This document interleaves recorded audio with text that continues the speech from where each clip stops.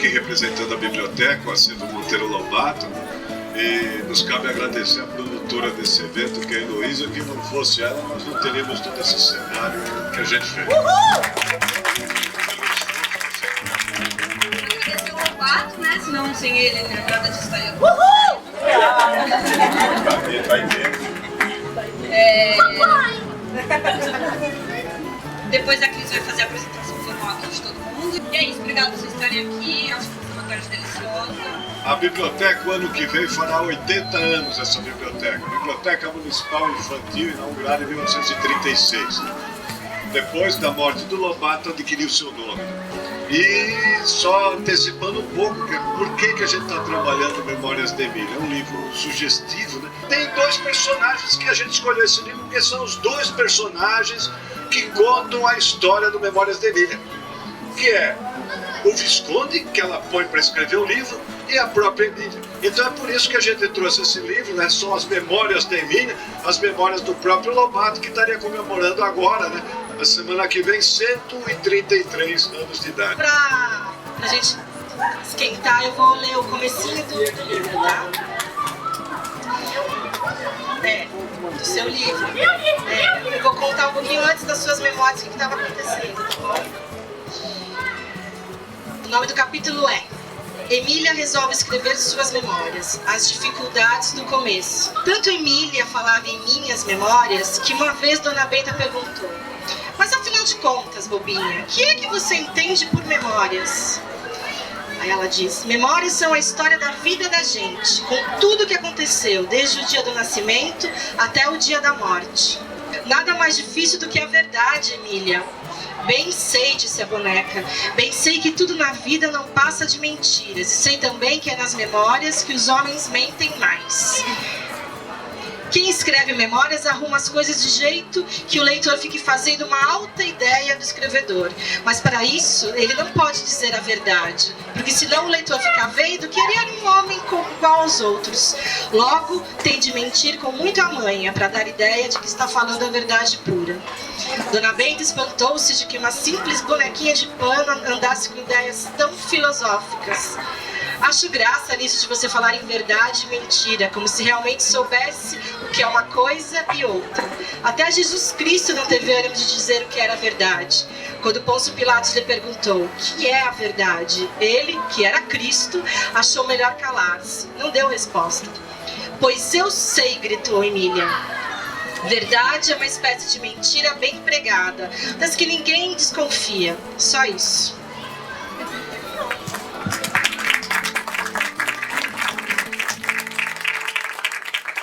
A memória é uma palavra muito significativa, forte. O que é verdade? O que tá... É verdade o que está escrito? Ou a gente tem outra coisa para acreditar além, né? Vamos começar? A memória é seletiva, né? Quer dizer, eu seleciono alguns fatos para lembrar, para narrar, né? Então é uma memória que ela é variável, né? Quer dizer, conforme o tempo que eu vou narrar, conforme o ângulo que eu vou ver, eu tenho um aspecto daquela memória. O que eu conto, né? Quem conta e como conta, né? Porque tem momentos em que as memórias são narradas, né? O Visconde vai escrevendo e tá tudo certo. Tem momentos que ele está tão cansado de escrever que ela fala: você vai escrevendo que eu vou ali brincar com o Quindinho, ou eu vou até a sala de costura da Dona Benta. E ele fica enraivecido e começa a escrever coisas da cabeça dele, a dizer o que ele acha dela. Então, quer dizer, já é um outro ponto de vista, né? Então, ele fala algumas coisas dela que quando ela chega, ele fala, ela não vai gostar. Mas ela é surpreendente. Porque num desses pedaços ela fala: sabe, você falou tudo isso de mim, mas eu acho que você tem razão. Então a gente vê uma capacidade dela de ouvir um outro lado que não a enaltece tanto, mas que ela concorda: olha, até que eu sou assim mesmo. Por outro lado, tem um outro momento em que ele faz a mesma coisa e ela fica muito brava. Muito brava. E ela fala: Visconde, eu vou depenar você. Eu vou arrancar seus braços, eu vou arrancar suas pernas, porque você está fazendo uma má imagem de mim, você está me difamando. Márcia, a Estela já falou um pouco assim desse que a gente chama de jeito emiliano de pensar, né? O jeito de filosofar e como a Emília pensa o mundo, como questiona, como define, como julga, né? Ela não tem a menor preocupação politicamente correto, né, Emília? Isso nasceu bem depois dela, né? E eu queria que você falasse um pouco disso, eu gosto de falar, né? Um jeito emiliano de pensar, né? Oi, boa tarde. Boa tarde, Emília. O jeito emiliano de ser é que a gente fica pensando e que atravessa todas as obras que Lobato escreveu para as crianças. Eu acho que ela tem uma importância tão grande na história da literatura para crianças que inaugurou essa forma de filosofar. Acho que antes da Emília falar essa maravilha de que depois que a gente morre, vira hipótese, né? Ele faz a gente ficar com aquela cara ou com aquela expressão daquela escultura, daquele francês que fica assim, segurando o queixo, o pensador. Assim, exato, Emília. Porque ela instiga, ela convida a gente a pensar, né? Ela instiga, como assim? Depois que eu morro eu viro hipótese. Quantas respostas estão nessa afirmação dela? Quantas possibilidades de pensamentos, né? Eu queria fazer um pedido aqui, eu queria ver se a Aline conta pra gente a história de como ela conheceu a Emília e o que a Emília fez com a vida dela. Que eu acho que tem bastante a ver com isso que a gente tá falando. Eu nunca li Monteiro Lobato quando eu era criança. E eu conheci a Emília assistindo televisão. Então, na minha cabeça, eu era a Emília. Igual as crianças brincam de ser algum super-herói, eu era a Emília. E hoje, escrevendo livros, desenhando, ilustrando, pensando sobre literatura, eu acho que qualquer pessoa que cria, qualquer criança, porque crianças criam o tempo inteiro, e qualquer pessoa que tenha que faça um exercício criativo está sendo Emília. Imagino, e é certo, né, que isso tem tudo a ver com o Lobato. Eu queria que você falasse um pouco disso. Bom, né, a gente incorpora tantos personagens, ou vive tantos personagens, que a gente esquece que por trás dos personagens há aquele cara que cria os personagens, né? E esse cara, que é o Monteiro Lobato, em 2018 agora, vai se transformar em domínio público. Isso é, qualquer um pode pegar a obra dele e fazer o que quiser, fazer teatrinho, fazer o que quiser em qualquer lugar. E uma coisa que a Emília fala nesse livro, que eu acho que o Lobato fala por si mesmo, é que a Emília conta o que houve e o que devia haver. Então isso abre o mundo todo, abre o mundo do que ele lutava pelo Brasil, por São Paulo, por tudo isso, o que houve e o que devia haver. Eu acho que essa é a grande luta que a gente vive hoje, né? Agora é importante a gente conversar aqui também, só um detalhe, que eu acho que nesse livro, uma coisa muito importante nesse livro Memórias da Emília, que aí tá, que quem fez aquela bonequinha ali foi a tia Anastácia. com o pano da saia dela. Quem fez o Visconde foi a tia Anastácia. Ninguém dá muita importância à tia Anastácia, eu acho que ela é isso ou aquilo. Não, a tia Anastácia é a verdadeira essência, a personagem mais velha dos personagens do Sítio do Pica-Pau Amarelo. E, porque ela, e é engraçado, porque quando você vê aquelas historinhas da Disney World, etc., você vê que ninguém come ali, né? É um grupo onde não se come. Não, no Sítio do Pica-Pau Amarelo não se come. E quem sustenta o Sítio do Pica-Pau Amarelo com a comida é a tia Anastácia. Eu queria, quando você estava falando antes das várias formas da Emília, queria ver se a Aline não fala um pouco disso também como ilustradora, como pesquisadora de ilustração. Então, boquinha vermelha, a pontinha do nariz vermelha, né, Emília? Um charme. E os cabelos muito coloridos, a roupinha colorida, de retalhos, né?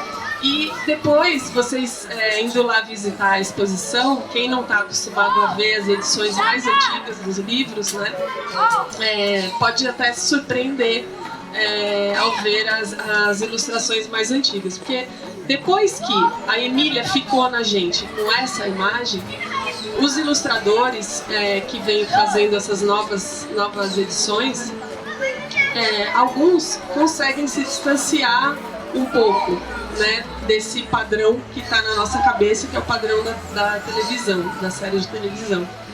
Mas, de alguma forma, os ilustradores têm que respeitar alguns traços principais, característicos, que são os traços pelos quais a gente consegue imediatamente reconhecer que a gente está vendo uma Emília, né? E aí eu não sei se, de repente, a Estela mesmo falar dessa... como ele brinca o tempo inteiro com as dificuldades da linguagem, né? E aí, vamos falar um pouquinho disso, Estela? Bom, gente, ler a obra de Lobato, ler Memórias da Emília, quando a gente é criança, é um encantamento, né? É uma coisa. Agora, ler já na idade adulta e com um olhar sobre o texto, além do encantamento, a gente descobre a riqueza que tem o texto, né? Então, ela coloca palavras que são escritas do mesmo jeito, que são faladas do mesmo jeito, mas que podem significar coisas diferentes. Então, por exemplo, cabo, né? Ela diz que é uma... Quer que eu leia para você? Pode ler. Ó, que ela fala... o tal cabo, por exemplo. Ora isto, ora aquilo. Aos cabos de faca, de bule, de panela, como já disse, que são as pontas por onde a gente pega nesses objetos. Aos cabos de geografia, que são terras que se projetam mar adentro. Aos cabos do exército, que são soldados. Aos cabos submarinos, que são os fios de cobre compridíssimos por meio dos quais os homens passam telegramas de um continente a outro, por dentro dos mares. E há um tal dar cabo, que é destruir qualquer coisa. Tá. Então, ele brinca em vários momentos com tudo isso. Quer dizer, ele traz a diferença entre a palavra que tem no dicionário e a palavra que tem na vida, né? Conforme as situações, as palavras podem ter sentidos diferentes. Um detalhe que é engraçado, a Aline se confessou que leu o livro depois de muito tempo. Eu comecei a ler Lobato, bem na verdade, depois dos 40 anos. E como a gente está vendo todo mundo aqui, eu acho que a literatura infantil de Lobato é para todo mundo. A de adulto, mais ainda. Mas a infantil a gente lê agora e a gente aprende muito. A gente faz essas relações. É um grande livro de filosofia, Memória da Emília. Essa intertextualidade, né? Que é quando numa história a gente se relaciona com outras histórias, né? E essa aventura do anjinho e da vida, né? Daquelas 1000 e tantas crianças inglesas, e a preocupação, me lembro da tia Anastácia, era de não ter comida para todo mundo, né? E nesse período em que está o Capitão Gancho, o Popeye, e que eles vão lutar e todas as artimanhas para esconder o anjinho, e todas as artimanhas para que depois da Alice, inclusive, o que me chamou muito a atenção foram as expressões que hoje seriam censuradas em grande parte dos livros infantis, porque ele usa a expressão de que depois de lutarem, o Popeye virou uma massa de gente. Né? Uma massa de gente é uma figura forte para a gente imaginar, né? O Capitão Gancho vira também uma massa de gente. Durante a briga física deles, rola de tudo, né? Para chamar atenção para uma coisa, eu estou aqui com um livro que tem a obra toda do Monteiro Lobato, né? Que é uma edição de centenário da Editora Brasiliense. A Cris está com um livro menorzinho com uma outra composição gráfica. A Márcia está com um tablet, né? Com um livro digital. A Aline com um livro de outra capa. E o Irã, né, com outro. Então vejam. Você está você está toda dentro de cada uma coisa dessa diferente, quer dizer, os suportes são diferentes, né? A gente vai tendo uma mudança, mas aquilo que é bom, aquilo que vale a pena, permanece e tem que permanecer. Então, de um jeito ou de outro, a Emília está aqui, ou no livrão dourado, ou no meio eletrônico, né? Então ela pode ser buscada hoje das mais diferentes formas, né? Mas de todas as formas, essa danada dá um prazer imenso para nós. Vocês dois querem falar alguma coisa? Não, eu só queria dizer que para mim foi uma honra, né, ter sido convidado para dar vida para Emília, né? E a Emília é engraçada, ela tem tudo que o teatro de bonecos popular mais puro tem, né? Que é a irreverência, esse espírito livre, né? O teatro de bonecos nasceu aí, né? Ele nasceu na irreverência. Ela gostou. Eu gostei bastante. Gostei do controle. Acho que é importante ressaltar que esse é um evento público, é gratuito, é promovido pela biblioteca, pela cultura da cidade. E a gente tem trabalhado bastante numa tentativa de valorização e visibilidade das bibliotecas. E eu acho que para isso acontecer é preciso que a gente ocupe as bibliotecas, que a gente esteja presente, nas praças, que a gente cobre que esse tipo de evento aconteça, porque é só assim que eles vão acontecer. Obrigada a todos e esperamos até a próxima.